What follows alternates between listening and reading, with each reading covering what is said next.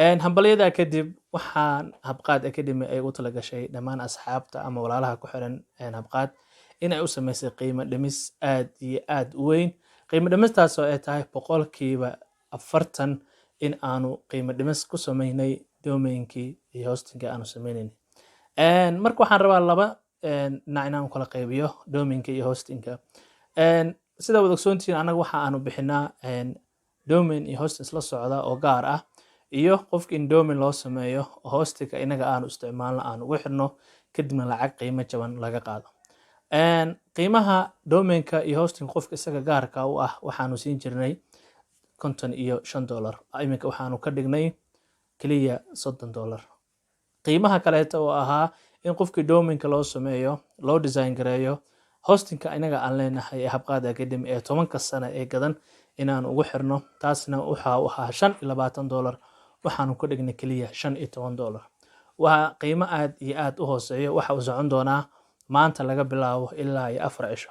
4 cisho waxaan rabnaa inaan kaga faa'iideyno ama aan ugu faa'iideysano Ciidul Adha.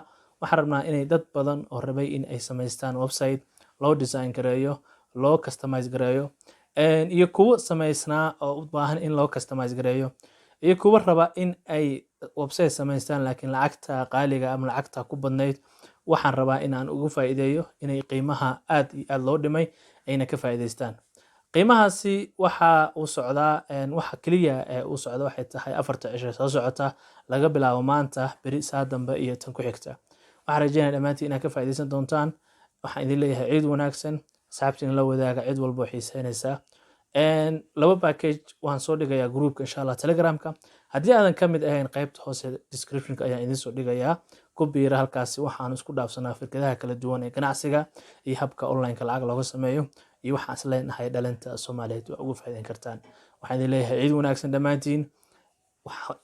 ciideeda kale iyo ciidaha soo socda waxaan idin rajaynayaa horumar baraare caafimaad iyo mustaqbal wanaagsan. bahda habqaad academy oo isku duwan waxay idin leedahay ciid wanaagsan maalin wanaagsan.